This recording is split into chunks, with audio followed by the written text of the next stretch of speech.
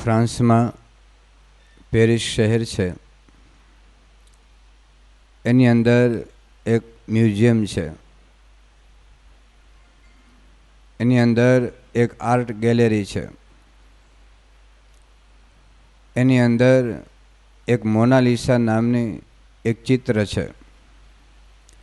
લગભગ ફ્રેમ સહિત 1.5 ફૂટ એની લંબાઈ છે, ફ્રેમ સહિત, અને 1 ફૂટ એની પહોળાઈ છે.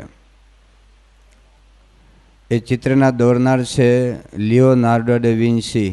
લિયોનાર્ડો દ વિન્સી. એ ચિત્રની કિંમત અમૂલ્ય છે. એક વ્યક્તિએ એ ચિત્ર માગેલું 1 અબજ રૂપિયામાં,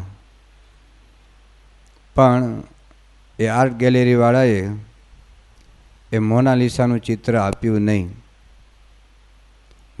મોનાલિસા નામની એક યુવતી છે, ખૂબ ગરીબ યુવતી હતી. અગાશીમાં એક વખત બેઠેલી, અને એનું ચિત્ર આ લિયોનાર્ડો દ વિન્સીએ પોતાની રંગ અને પીંછીથી દોરેલું છે. હવે એ લિયોનાર્ડો દ વિન્સીએ જે મોનાલિસાનું ચિત્ર દોર્યું છે, વર્ષો પહેલાં દોરેલું છે. એક બહુ સાદા કેનવાસ ઉપર દોરેલું છે. એ કેનવાસ ધારો કે આપણને આપવામાં આવે, જે પેન્સિલથી એ ચિત્ર દોર્યું છે એ પેન્સિલ ધારો કે આપણને આપવામાં આવે, અને એની અંદર જે રંગ પૂરવામાં આવ્યા છે એ રંગ અને રંગ પૂરવા માટેની પીંછી એ આપણને આપવામાં આવે, અને હું ને તમે કોઈ ચિત્ર દોરીએ તો એની કિંમત કેટલી ઉપજે? ચિત્ર દોરવું એક કળા છે. રોમની અંદર એક વેટિકન સિટી છે.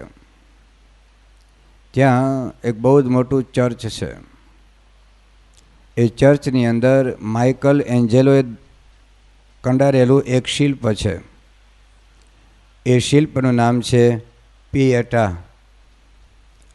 ઈસુને જ્યારે ફાંસીને માચડે ચડાવવામાં આવ્યા, અને ત્યાર પછી ફાંસી ઉપરથી, એટલે પેલા જે ક્રોસ ઉપરથી નીચે ઉતારીને એની માતા જે મેરી, એના ખોળાની અંદર એ શબ પડેલું છે.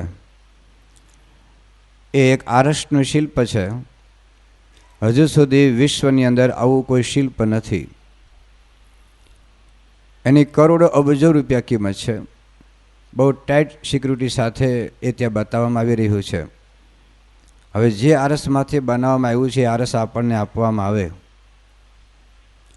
અને એ શિલ્પ માટે જે હથોડીઓ હોય, છીણી હોય, એ હથોડીની છીણી આપણને આપવામાં આવે. અને જો આપણે શિલ્પ બનાવીએ તો એની કેટલી કિંમત ઉપજે? કારણ કે શિલ્પ બનાવવું એક કળા છે. એમ લાઈફ ઇઝ એન આર્ટ. જીવન જીવવું એક કળા છે. આમાંથી જે આપ સૌ બેઠા છો, આમાંથી જેને હાર્મોનિયમ વગાડતા ન આવડતું હોય, હાર્મોનિયમ વગાડતા ન આવડતું હોય, એ આંગળી ઊંચી કરો જોઈ. ઓહો. આમાંથી જેને તબલા વગાડતા ન આવડતું હોય, એ આંગળી ઊંચી કરો જોઈ. ઘણા બધા. પણ આવડે છે. તમે હાર્મોનિયમની પેટી, વાજુ પેટી ખોલો, અને પછી એક હાથેથી આમ કરો ને બીજી હાથે આમ કરો, તો ટૂંટું ટૂંટું વાગે કે નહીં? વાગે ને? તો વગાડતા તો આવડે જ છે, તો કેમ ના પાડે? પણ જે હાર્મોનિયમનો જે આર્ટિસ્ટ છે, જે સંગીતકાર છે, આપણા સંતો વગાડે છે, કેટલાક બહારના વગાડે છે, એવું વગાડતા આપણને નથી આવડતું. તબલા હોય અને આમ તમે થાપ મારો તો ધબ ધબ તો થાય જ. તો વગાડતા તો આવડે જ છે, પણ જેવું તબલાના જે આર્ટિસ્ટો અલા રખા છે, ઝાકીર હુસેન છે, અને આપણા સંતો પણ એમાં બહુ નિષ્ણાત છે, તો એવા જે તબલા વગાડે છે એવું નથી આવડતું. કારણ કે તબલા વગાડવા એક કળા છે, હાર્મોનિયમ વગાડવું એક કળા છે. એમ જીવન જીવવું એક કળા છે. બધાને આવડતું નથી હોતું. આપણને આવડે છે જીવન જીવતા. કેવું? જેવું આપણને હાર્મોનિયમ આવડે છે એવું. આપણને જેવું હાર્મોનિયમ આવડે છે, આપણને જેવા તબલા આવડે છે, આપણને જેવું ચિત્રકામ ફાવે છે, આપણને જેવું શિલ્પ આવડે છે, એવું આપણને જીવન જીવતા આવડે છે. જીવનની અંદર જો તપાસ કરશો તો આપણને ખ્યાલ આવશે કે આપણે ઘણું બધું શીખ્યા છીએ, આપણને ઘણું બધું આવડે છે, પણ જીવનમાં કેટલીક વસ્તુ જે શીખવાની છે, કેટલીક વસ્તુ જે આપણને આવડવી જોઈએ એક મનુષ્ય તરીકે, એ નથી આવડતી. એક વખત એક શેઠ સમુદ્રમાં કંઈક આઉટિંગ માટે ફરવા માટે ગયા હશે. તો સમુદ્રની અંદર ત્યાં દરિયાકાંઠે જે બોટવાળા હોય એ બોટ ભાડે કરીને શેઠ અંદર જતા હતા. અને શેઠ એકલા હતા અને પેલો એક નાવિક હતો. એને પૂછ્યું કે એલા, એને મોબાઈલ ફોન કાઢ્યો કે તને આ શું છે ખબર છે? કે ના, એક અમને ખબર નથી, અમે તો આ બધા દરિયા ખેડૂ ને અહીં પડ્યા રહીએ, રોજીરોટી કમાઈ, એમાં આ શું છે અમને કંઈ ખબર નથી. કે મોબાઈલ ફોન કહેવાય. કે એ શું? કે અહીં ફોન કરતાં આખી દુનિયામાં લાગે. તને આવડે? ફોન નંબર લગાવતા આવડે? કે અમે જિંદગીમાં જોયો જ નથી. તો આવડે ક્યાંથી? તો પેલા શેઠ કે તારી 5 જિંદગી પાણીમાં ગઈ. કે કંઈ વાંધો નહીં, હવે આગળ ગયા. એને પૂછ્યું, એલા તને કંઈ કોમ્પ્યુટરની ખબર છે? કે એ શું વળી, કયું પક્ષી છે? કે ના, કોમ્પ્યુટર તો તને ખબર નથી, આખી દુનિયામાં અત્યારે તો નાના બાળકોને પણ આવડે છે. કે ના, એ કંઈ ખબર નથી. કે તારી અડધી જિંદગીમાં પાણીમાં ગઈ. કે કંઈ વાંધો નહીં. હવે એમાં એણે પેલી ડિજિટલ ડાયરી કાઢી કેલ્ક્યુલેટર સહિત. પેલા તને આ ખબર છે, આમાં બધા એડ્રેસ આવી જાય, બધા ફોન નંબર આવી જાય, તમારે જે કાંઈ આવક જાવકનો હિસાબ કરવામાં બધું કરી શકાય. એ તને કંઈ ખબર છે? કે ના. કે આ તો દરેક વેપારી પાસે હોય છે. હવે તો દરેક વિદ્યાર્થી પાસે કેલ્ક્યુલેટર હોય છે. તો આટલી તને ખબર નથી? 20મી સદીનો અંત ભાગ અને આ 21મી સદીની શરૂઆત થઈ ચૂકી છે. કે ના. કે તારી પોણી જિંદગીમાં પાણી ગઈ. કે કંઈ વાંધો નહીં. હવે એમ કરતાં કરતાં દરિયામાં તોફાન શરૂ થયું અને એવું ભયંકર વાવાઝોડું આવ્યું તો પેલી બોટ માંડી ઊંધા જતી થવા. એટલે પેલા નાવિકે શેઠને પૂછ્યું, શેઠ તમને તરતા આવડે છે? કે ના, એ નથી આવડતું. કે મને મોબાઈલ ફોનની ખબર નહોતી એટલે મારી 5 જિંદગીમાં પાણીમાં ગઈ. મને કોમ્પ્યુટરની ખબર નહોતી એટલે મારી અડધી જિંદગી પાણીમાં ગઈ. મને કેલ્ક્યુલેટર કે ડિજિટલ ડાયરી વાપરતા નહોતી આવડતી એટલે મારી પોણી જિંદગી પાણીમાં ગઈ. પણ શેઠ સાહેબ, આજે તમને તરતા નથી આવડતું ને આખી જિંદગી પાણીમાં જવાની છે. અને હકીકતમાં બોટ ઊંધી પડી ગઈ અને શેઠ જતા રહ્યા. જિંદગીમાં આપણને ઘણું બધું શીખીએ છીએ. આપણને કોમ્પ્યુટર આવડે છે, આપણને ગાડી ચલાવતા આવડે છે, આપણને ટેલિફોન આવડે છે, આપણને નોકરી કરતા આવડે છે, આપણને ધંધો કરતા આવડે છે, આપણને વેપાર કરતા આવડે છે, આપણને ડૉક્ટર થતા આવડે છે, આપણને એન્જિનિયર બનતા આવડે છે, આપણને વકીલ બનતા આવડે છે, આપણને રાજકીય નેતા બનતા આવડે છે, પણ માણસ બનતા નથી આવડતું. ઘણી વખત આપણને મફતમાં હાર્મોનિયમ આપી દીધું હોય તો એ વગાડતા ન આવડે તો એનો ઉપયોગ નથી કરી શકતા. તમને કદાચ સુપર કોમ્પ્યુટર મફતમાં આપી દીધું હોય પણ તને ઉપયોગ કરતા ન આવડે તો એને કશું ઉપયોગ કરી શકવાના નથી. તો જે સાધનો છે એનો જો ઉપયોગ કરો તો કેટલી બધી સરળતા અને સુગમતા થઈ જાય.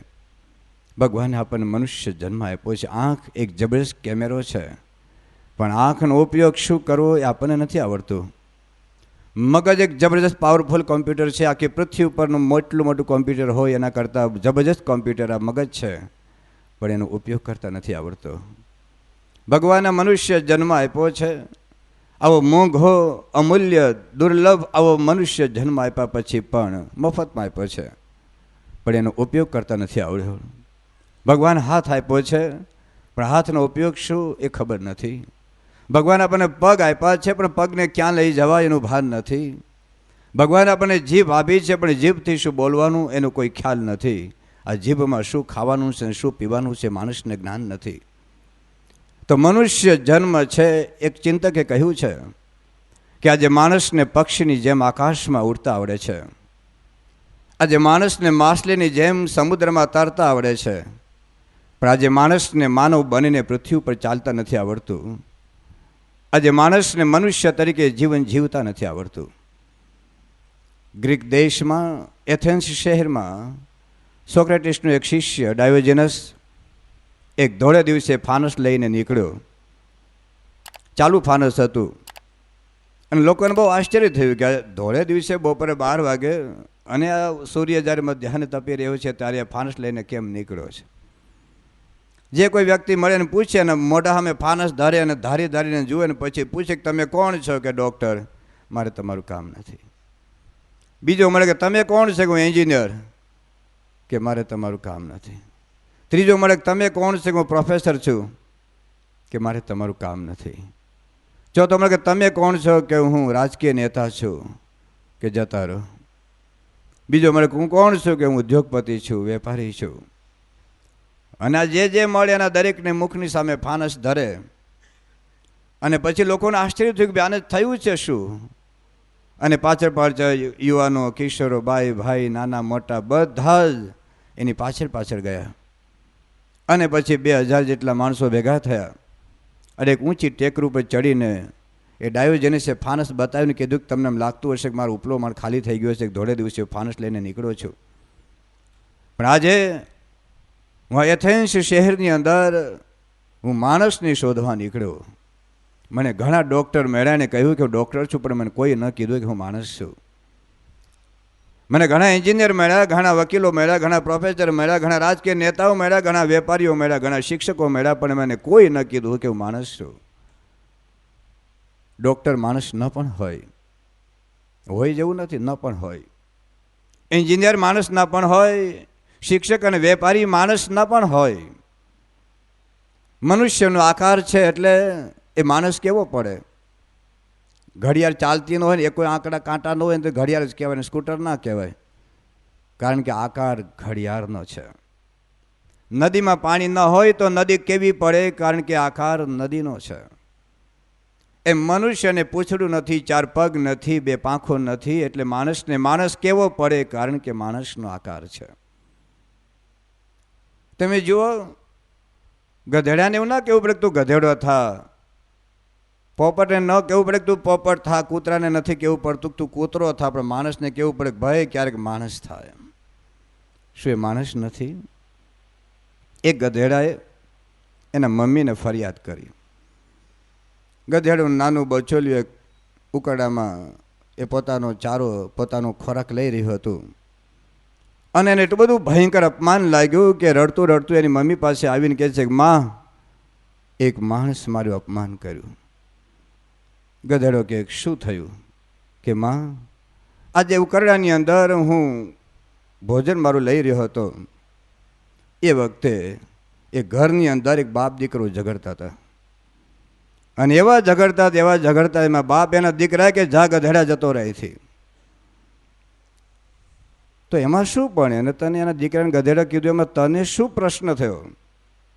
કે માં, એને કહ્યું કે એને મારી ઉપમા એક માણસને ગધેડા જેવી ઉપમા આપે, પણ માં હું ક્યાં દારૂ પીઉં છું? માં હું ક્યાં ગુટકા ખાઉં છું? માં હું ક્યાં તેલમાં, ઘીમાં, અનાજમાં ભેળસેળ કરું છું?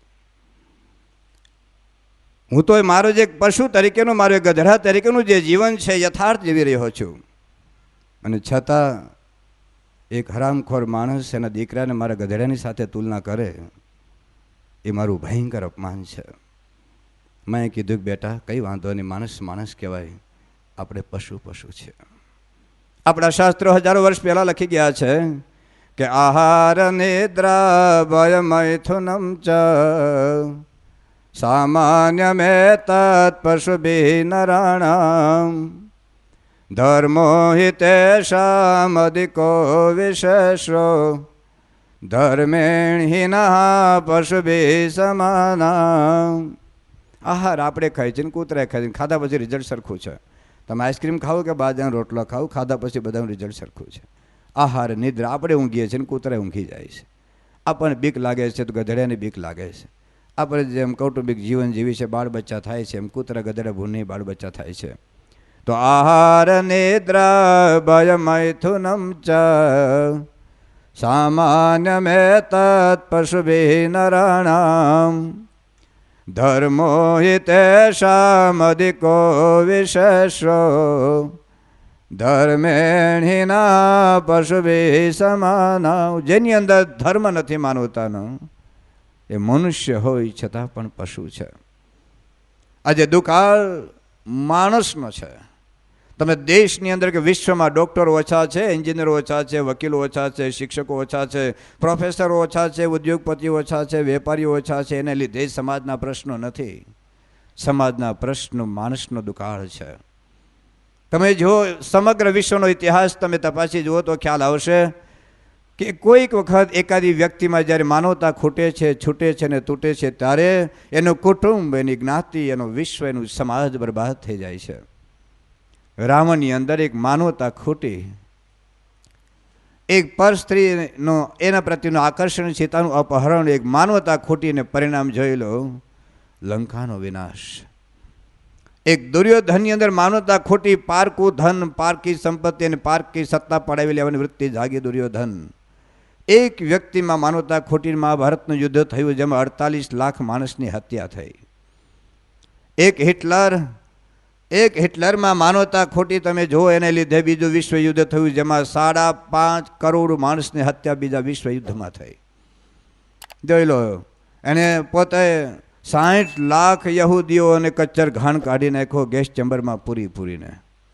તમે જોયું એકાદી વ્યક્તિમાં માનવતા ખૂટે છે ત્યારે વીરપ્પન હોય કે બિન લાદેન હોય, એ સદામ હુસેન હોય કે ઈદી અમીન હોય, સમગ્ર તમારા દેશમાં, તમારી જ્ઞાતિમાં, તમારા કુટુંબમાં, તમારી સોસાયટીમાં, આપણા વિશ્વની અંદર જે કાંઈ પ્રશ્નો છે એ માનવતાનો દુકાળ છે. માણસને મનુષ્ય તરીકે પૃથ્વી ઉપર જીવન જીવતા નથી આવડતું. જીવન જીવતા આવડે છે કે નથી આવડતું એની પારાશેષી શું? જેમ આપણા શરીરમાં કેટલું ટેમ્પરેચર છે માપવા માટે બેરોમીટર હોય છે. તમારી ગાડીની સ્પીડ માપવા માટે જેમ સ્પીડોમીટર હોય છે. દૂધમાં પાણી કેટલું છે, પાણીમાં દૂધ કેટલું છે માપવા માટે જેમ લેક્ટોમીટર હોય છે, એમ જીવનની અંદર આપણને જીવન જીવતા આવડે છે એની પારાશેષી શું છે? શાના આધારે આપણે એવું કહી શકીએ કે મને જીવન જીવતા આવડી રહ્યું છે? તો એના કેટલાક લક્ષણો છે, કેટલીક એના જે પારાશેષી બેરોમીટર છે. જો આ લક્ષણ આપણે જીવનની અંદર હોય તો માનવું કે મને જીવન જીવતા આવડે છે.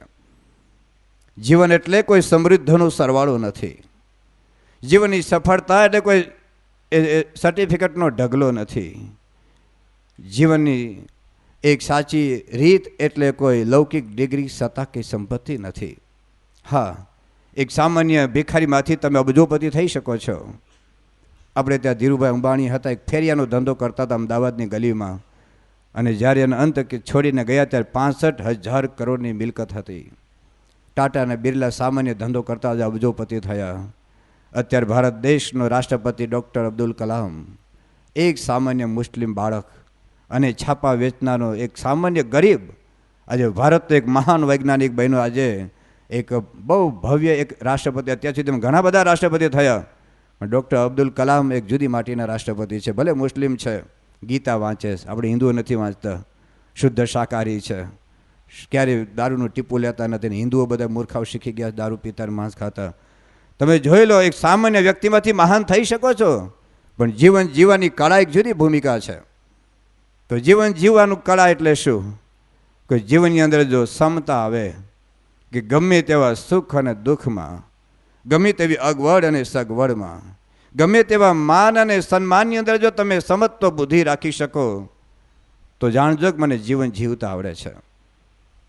જીવનના ગમે તેવા પ્રશ્નોમાં આપણે જીવનની અંદર જો નિર્ભયતાનો અનુભવ થાય, સલામતીનો અનુભવ થાય તો માનજો કે મને જીવન જીવતા આવડે છે. ગમે તેવા કઠણ સંજોગોમાં તમારું મન સ્થિર રહી શકે કે દુઃખોના ડુંગરો તૂટે, કદી આખું જગત રૂઠે. અરે તમારા ધંધાકીય દ્રષ્ટિએ કદાચ પાયમાલ થઈ જાઓ, અરે ગમે તેવી જિંદગીમાં નિષ્ફળતા મળે, પણ જીવનને તમે બેલેન્સ કરી શકો, તમે સ્થિર કરી શકો તો માનજો કે મને જીવન જીવતા આવડ્યું છે. જીવનની અંદર તમને પૂર્ણતાનો અનુભવ થાય, કૃતાર્થતાનો અનુભવ થાય કે મારી જિંદગીમાં મારે જે પામવાનું હતું મને મળી ચૂક્યું છે, મારી જિંદગીમાં મારે જે કરવાનું હતું એ કરી ચૂક્યો છું. અને અજંપો ન હોય, અશાંતિ ન હોય, ખાલીપો ન હોય, એને પૂર્ણતાનો અનુભવ થાય. અને અંતે સંતોષનો અનુભવ થાય. જો જીવનમાં સમતા આવે, જો જીવનમાં નિર્ભયતા આવે, જો જીવનમાં સ્થિરતા આવે, જો જીવનમાં પૂર્ણતા આવે, જો જીવનમાં સંતુષ્ટતા આવે, તો જીવનમાં સુખ અને શાંતિનો અનુભવ થાય. તો આપણને જીવન જીવતું આવડ્યું ત્યારે કહેવાય કે એમ ના માનશો કે તમે ડૉક્ટર બની ગયા, એન્જિનિયર બની ગયા, કરોડપતિ બની ગયા, અબજોપતિ બની ગયા, દેશના વડાપ્રધાન કે રાષ્ટ્રપતિ બની ગયા, કે વિશ્વના મહાન વૈજ્ઞાનિક બની ગયા એટલે જીવનમાં તમે સફળ ગયા છો એવું ભૂલી જજો. જીવનની સફળતા એ અંતે જીવનમાં શાંતિ કેટલી છે, જીવનમાં સુખ કેટલો છે, જીવનમાં સંતોષ કેટલો છે, એ જીવનની સાચી સફળતા છે. જીવન દરમિયાન કે જીવન અંતે જો તમને ખાલીપાનો અનુભવ થાય, ટેન્શનનો અનુભવ થાય, ચિંતાનો અનુભવ થાય, ફ્રસ્ટ્રેશન ડિપ્રેશનનો અનુભવ થાય, અસ્થિરતાનો અનુભવ થાય, મૂંઝવણનો અનુભવ થાય અને અંતે અશાંતિ ઉદ્વેગમાં જિંદગી પૂરી થાય, તો માનજો ભલે તમે કરોડપતિ હો, ભલે તમે અબજોપતિ હો, અરે ભલે વિશ્વના નેતા હો, તો માનજો કે મારું જીવન નિરર્થક ગયું છે. મને સાચું જીવન એ કોઈ જીવતા આવડ્યું નથી. સમગ્ર માનવજાતના ઇતિહાસના બે પાત્રો આપણને દેખાય છે. કેટલાક પાત્રો એવું જીવન જીવ્યા છે કે જેને જીવન જીવતા આવડ્યું એ તમે કહી શકો, તમારું અંતરનો સાક્ષી કબૂલે કે આને જીવન જીવતા આવડ્યું છે. અને બીજી બાજુ તમને પ્રતીતિ થશે કે આને જીવન જીવતા નથી આવડ્યું. બે પાત્રો છે, તમે જોઈ લો. ભારતની સંસ્કૃતિમાં રાવણ પણ થયો છે અને શબરીબાઈ પણ છે. રાવણને સોનાની લંકા હતી, તમારા ઘરે કદાચ સોનાની ચમચી નહીં હોય. સોનાની લંકા 3 લોક ઉપર એની સત્તા હતી. અત્યારે હમણાં પેલા ધારાસભ્યની ચૂંટણી થાય, જોજો શું કરે છે લોકો.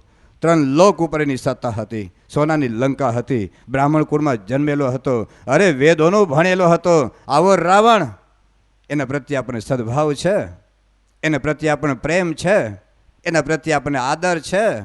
તમે જોઈ લો. બીજી બાજુ શબરીબાઈ છે, એક ભીલ કન્યા છે. પેલી બાજુ સોનાની લંકા છે, આની પાસે એક ઘાસનું ઝૂંપડું છે. પેલા 3 લોકની સત્તા છે, આની પાસે કોઈ સત્તા નથી. પેલો વિદ્વાન છે, આ અભણ છે. પેલો એક બ્રાહ્મણ છે, આ એક ભીલ બાઈ છે. રામ ભગવાન બેને ત્યાં જાય છે. રાવણને ત્યાં પણ રામ ભગવાન જાય છે, શબરીબાઈને ત્યાં પણ રામ ભગવાન જાય છે. પણ જોઈ લો તમારા હૃદયમાં કોના પ્રત્યે આદર છે. રામનું નામ તો તમને યાદ છે, શબરીબાઈનું નામ પણ યાદ છે, પણ તમારું અંતરનો સાક્ષી કબૂલે કે જીવન જીવતા કોને આવડ્યું, એ રાવણને કે શબરીબાઈને. એ હનુમાને જીવન જીવતા આવડ્યું કે રાક્ષસોને. તમે જોઈ લો જીવનમાં બે પાત્રો છે, ધૃતરાષ્ટ્ર અને વિદુર, બે સગા ભાઈ હતા. તમારો સાક્ષી કબૂલે કે ધૃતરાષ્ટ્રને જીવન જીવતા આવડ્યું કહેવાય કે પછી એ વિદુરજીને જીવન જીવતા આવડ્યું કહેવાય. સીતાને જીવન જીવતા આવડ્યું કહેવાય કે શૂર્પણખાને જીવન. બે સ્ત્રીઓ પાત્ર હતા. જોઈ લો સીતાજીને કેટલા દુઃખ પડ્યા, લગ્ન થયા જંગલમાં જવું પડ્યું અને રાવણના પાસે એક રામ સિવાય બીજો સંકલ્પ થયો નથી.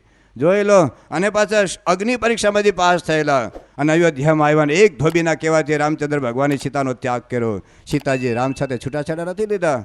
જોઈ લો આપણા ભવ્ય પાત્રો. એક બાજુ સીતા છે, એક બાજુ શૂર્પણખા છે. તમારા હૃદયની અંદર કોના પ્રત્યે સદભાવ છે, કોના પ્રત્યે તમને નામ બોલતા તમારા અંતરમાં આનંદ, કોનું નામ બોલતા થાય છે. તો જીવન જીવતા કોને આવડ્યું, સીતા કે શૂર્પણખાને. તમે જોઈ લો આપણા દેશની અંદર નરસિંહ મહેતા પણ ભજનો ગાતા હતા, અરે મીરાબાઈ પણ ભજનો ગાતા હતા, અરે સંત સુરદાસ પણ ભજનો ગાતા હતા, અને બીજી બાજુ એલ્વિસ પ્રેસ્લી પણ કીર્તનો ગાતો, જે કીર્તન જે ગાતો જોઈ લો.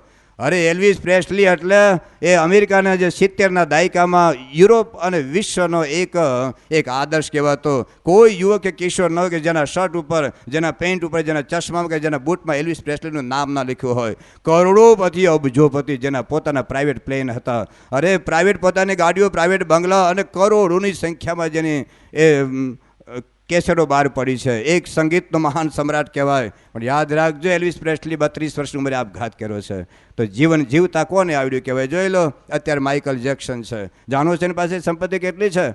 એના વજન 60 કિલો છે, એને 600 વડે ગુણો એટલા કિલો સોનું એની પાસે છે. 36,000 કિલો સોનું એની સંપત્તિ એની પાસે છે. એને જો તમે રૂપિયામાં કન્વર્ટ કરો ને તો 100 રૂપિયાની નોટની થપ્પી કરો, 100 રૂપિયાની નોટની થપ્પી કરો ને 100 રૂપિયાની નોટની થપ્પી તો 15 કિલોમીટર થાય.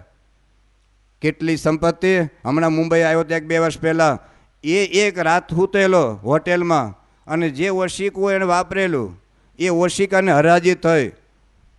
માઇકલ જેક્સનની પ્રસાદીનું ઓશિકું અને એ ઓશિકાની હરાજી થઈ અને ભારતના એ મૂર્ખા એક લીધી, એક મૂર્ખાએ 3 લાખ રૂપિયા ચૂકવીને.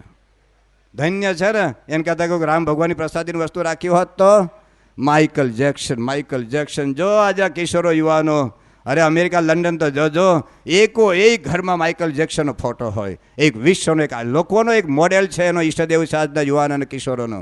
પણ એ માઇકલ જેક્સન શું કહે છે કે આખા અમેરિકામાં સૌથી વધારે દુઃખી માણસ હું છું. અને વાક્ય બદલું કે અમેરિકામાં નહીં, આખા વિશ્વમાં દુઃખી માણસ હું છું. તો કોને જીવન જીવતો આવડ્યું? નરસિંહ મહેતાને, મીરાબાઈને, કે સુરદાસને, કે માઇકલ જેક્સનને, કે એલ્વિસ પ્રેસ્લીને? જોઈ લો તમે, તપાસ તો કરજો. આપણે ત્યાં શ્રવણ પણ એક મા બાપનો પુત્ર હતો. અને એ ભારતની ભૂમિમાં ઔરંગઝેબ પણ એની મા બાપનો એક દીકરો હતો. જાણો છો ઔરંગઝેબ શાહજહાને જેલમાં પૂરીને રાજગાદી કરી છે. એનો બાપ શાહજહાં એની અંતિમ દિવસોમાં જે શાહજહાંની જેને દુઃખ આપ્યું છે એ ભારતની ભૂમિમાં પેદા થયેલો એક પુત્ર એના મા બાપને જેલમાં મોકલે છે. બીજી બાજુ શ્રવણ અને એના મા બાપને ખભે બેસાડીને જાત્રા ફેરવે છે. એ ભારતીય સંસ્કૃતિને જોજો. તમારા સંતાનો આજે ભારત દેશમાં ઓલ્ડ હાઉસ ખોલી રહ્યા છે, વૃદ્ધાશ્રમો ખોલી રહ્યા છે. અરે આજે ભારત દેશમાં લાખો મા બાપ આજે કોર્ટમાં ઊભા છે પોતાના દીકરા પાસે એક રોટલાનું બટકું મેળવવા માટે, રોજી રોટી મેળવવા માટે, એક પેટનો ખાડો પૂરવા માટે. કોને જીવન જીવતા આવ્યું? તમારો દીકરો ડૉક્ટર હશે, એન્જિનિયર હશે, વકીલ હશે, પણ મા બાપથી નોખો રહેશે, મા બાપને રોટલાનું બટકું આપતો નથી. જોઈ લો જીવન, કોને જીવન જીવતા આવ્યું? અને આવા તો સેંકડો પાત્રો છે ભારતની ભૂમિમાં અને વિશ્વની અંદર. આપણે ત્યાં ગૌરવ કુંભાર નામ સાંભળ્યું છે? ગૌરવ કુંભાર એ માટલા ઘડતો હતો. માટલાનો આર્ટિસ્ટ હતો ગૌરવ કુંભાર. અને બીજી બાજુ માઇકલ એન્જેલોનું નામ સાંભળ્યું છે? મેં હમણાં વાત કરી પેલું શિલ્પ પિયટા, એ શિલ્પમાં નિષ્ણાંત, એ ચિત્રમાં નિષ્ણાંત, સાહિત્યમાં નિષ્ણાંત. એના જેવો હજુ સુધી વિશ્વમાં કોઈ શિલ્પી થયો નથી. એને 90 વર્ષની ઉંમરે એક મરણની છેલ્લી ઘડીએ, છેલ્લા શ્વાસ વખતે પોતે બોલ્યા છે કે આ જે મારું શિલ્પ છે એને મારી જિંદગી બરબાદ કરી નાખી છે. અને પોતે બોલ્યા છે, યાદ રાખજો, at the age of 90 he spoke, I regret that I could not do enough for the salvation of my soul. આજે 90 વર્ષની ઉંમરે મને પછતાવો થાય છે કે મેં મારી જિંદગીમાં મારા આત્માના કલ્યાણ માટે કશું જ કર્યું નથી. જોઈ લે, આપણે ત્યાં રામ ભગવાન હતા. બીજે દિવસે રાજ્ય મળવાનું હતું, રાજ્ય, અને જતા રહ્યા જંગલમાં. રામના મુખ ઉપર રેખા બદલાડી નથી. જો જીવનમાં ક્ષમતા, અરે રાજ્ય મળવાનું હતું તો આનંદ નહોતો આવતો. કોલેજના જીએસ થાય તો ઠેકડા મારે. એક ધારાસભ્યના સભ્ય, એ તો કેવી રીતે ચૂંટાય છે મને ખબર છે, તમને ખબર છે. લોકો દારૂ પાઈ લોકો ચૂંટાડા હોય છે. એક ધારાસભ્ય થાય તો લોકો લાખો રૂપિયાની વિજયના ઉત્સવ ઉજવવા માટે વપરાય છે. બીજી બાજુ રામચંદ્ર ભગવાનને રાજ્ય મળવાનું હતું. રામના મુખ ઉપર કોઈ આનંદનો ઉત્સાહ નહોતો. એ જે એક સ્થિતિ. અને બીજે દિવસે ને જંગલમાં જવું પડ્યું. રામને ઉદાસીનતા નથી આવી, અરે બોલવો નથી પોકારવો, વિરોધ નથી. બાકી આખું અયોધ્યા રામના પક્ષમાં હતું. રામે ધાર્યું હોત તો મંથરાને મારી નાખી નહીં હોત. રામે ધાર્યું હોત તો કંઈ કરી જેલમાં પૂરી દીધો હોત. અરે રામે ધાર્યું હોત તો ઔરંગઝેબની જેબ એ દશરથ રાજાને જેલમાં પૂરી દીધો હોત. ઔરંગઝેબે જેમ શાહજહાને જેલમાં પૂરી દીધા એમ. પણ જો ભારતીય સંસ્કૃતિના કયા સંતાનો છે, એક પિતાની આજ્ઞા એ રામના મુખમાં સંકલ્પ થતો નથી. એક રામચંદ્ર, એક સત્યને ખાતર હરિશ્ચંદ્ર રાજાએ રાજ્યનો ત્યાગ કર્યો છે. જોઈ લો, એક શપથને ઘેર વેચાયા છે. એ ભારત દેશમાં રાજકીય નેતાઓ 1,000 કરોડ રૂપિયાનું ઘાસ ખાઈ જાય છે. કઈ સંસ્કૃતિના સંતાનો છે તમે જોઈ લો, વિચારો. એ જીવન જીવતા કોને આવડ્યું છે? જીવન જીવવાનું એટલે શું? તમે એમ ના માનશો કે દેશના રાષ્ટ્રપતિ કે વડાપ્રધાન થઈ ગયા, કે મુખ્યમંત્રી થઈ ગયા, કે ધારાસભ્ય થઈ ગયા એટલે જીવન જીવતા આવડી ગયું છે. એવું નથી. જોઈ લો, નેપોલિયન બોનાપાર્ટ, એને લખ્યું છે કે I have enough wealth to buy any comfort in the world. ઘણી વખત આપણે મર્સિડીઝ લેવી હોય પણ ફદિયા હોવા જોઈએ ને. બધાની ઈચ્છા થાય કે મર્સિડીઝ લેવી છે ને, ફ્રીજ લેવું છે ને, કલર ટીવી લેવું છે ને, મોબાઈલ લેવો છે, પણ ક્યાંથી કાઢવા? પહેલાં એ કહ્યું છે કે I have enough wealth to buy any comfort in the world. Not only this but I can bring the whole world at my feet. અરે આખી દુનિયાને મારા પગ નીચે દબાવી શકું. તમારો દીકરો તમારું માનવા તૈયાર નથી. જોઈ લો, તમારો નોકર તમારું કહેવા તૈયાર નથી. આ નેપોલિયન બોનાપાર્ટની તાકાત જોઈ લો. એ કહેતું impossible is the word in the dictionary of the fool. મૂર્ખાની ડિક્શનરીમાં એ અશક્ય જેવો શબ્દ હોય છે. I can bring the whole world at my feet yet I haven't seen 6 happy days in my life. મેં મારી જિંદગીમાં 6 સુખના દિવસો જોયા નથી. જોઈ લો, કિંગ સોલોમન જાણો છો, ઇઝરાયલનો મહાન રાજા. એને મેં કેટલી સંપત્તિ, કેટલું અઢળક સોનું, એનો પલંગ સોનાનો હતો, એના ખાવાના પીવાના નાવાના ધોવાના બધા વાસણો સોનાના હતા. અબજો ડોલરની અબજો પાઉની મિલકત હતી. 300-700 તો સ્ત્રીઓ હતી. એક એકને એકનો બંગલો, એક એકને રાજમહેલ, એક એકને રથ હતો. અને આવી સમૃદ્ધિ, આવી સંપત્તિ, આવો વૈભવ, અને ડાપણ પણ એવું હતું. એવું કહેવાય તો એજ વાઇઝ એજ કિંગ સોલોમન.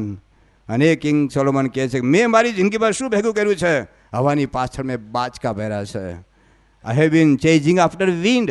હવાની પાછળ મેં બાચકા ભર્યા છે. જોઈ લો જિંદગીમાં તમે શું સફળતા મળી છે.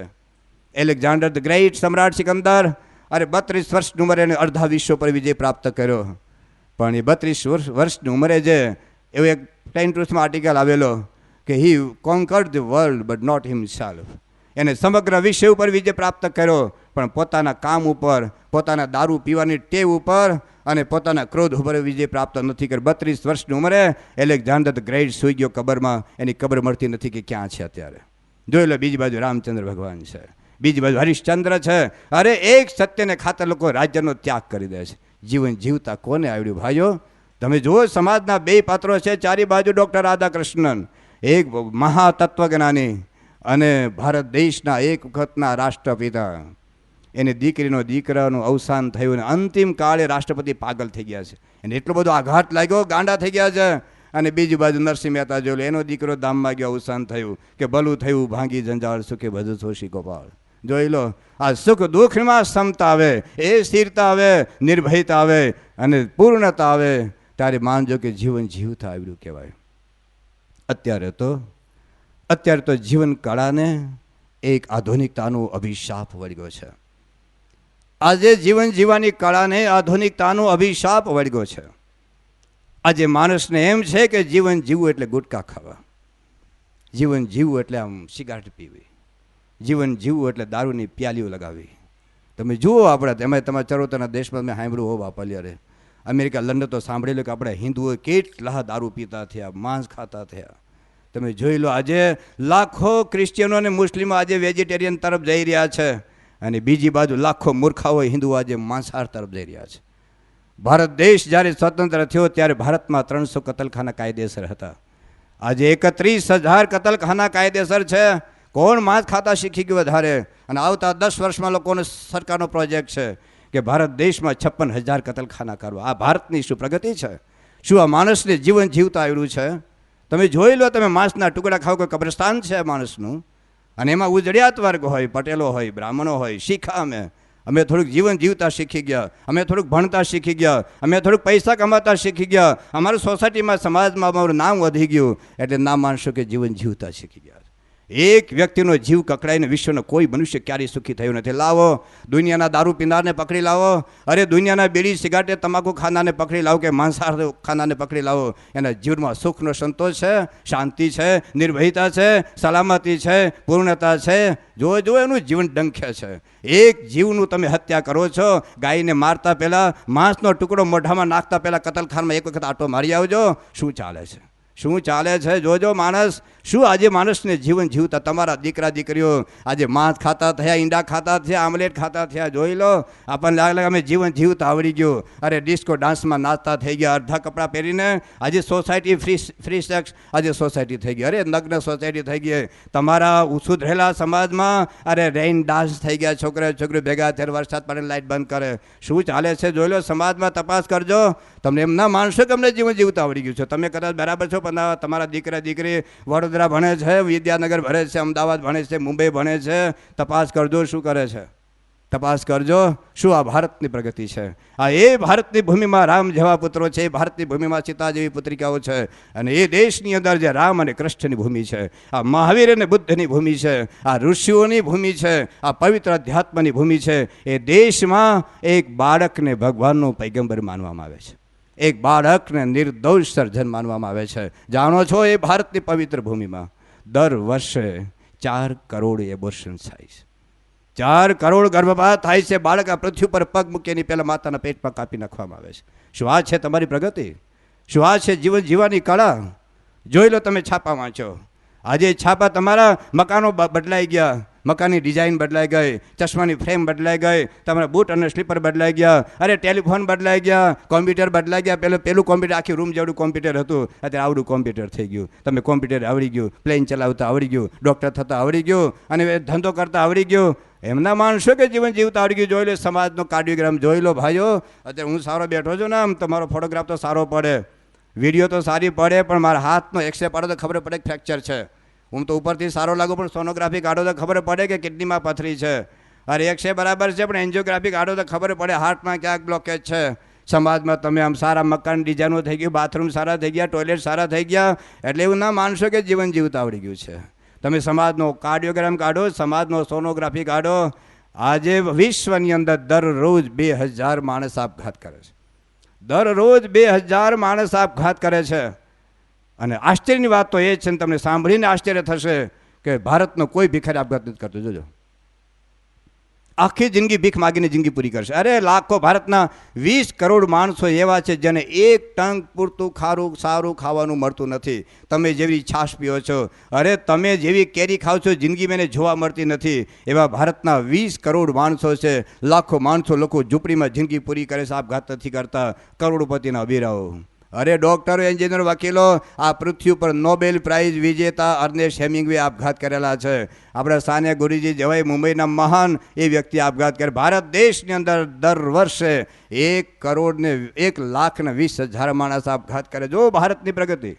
1985માં ભારતના 55,000 માણસો આપઘાત કરેલો, 1985માં. અને 1995ની અંદર ભારતમાં 85,000 માણસો આપઘાત કર્યો. ભારતની પ્રગતિ જોઈ લો. 1995માં 85,000, અને આજે 2001ની અંદર ભારતમાં 1,20,000 માણસો આપઘાત કર્યો. જોઈ લો, માણસને જીવન જીવતા આવડી ગયું. અને એમાં યાદ રાખજો, 45% તમારા યુવાન અને યુવતીઓ આપઘાત કરે છે. માણસ આપઘાત કેમ કરે? શું આપઘાત કરવા માટે જન્મ લીધેલો? શું મા બાપે એને આપઘાત કરવા માટે જન્મ આપેલો? કેમ આપઘાત કરે છે?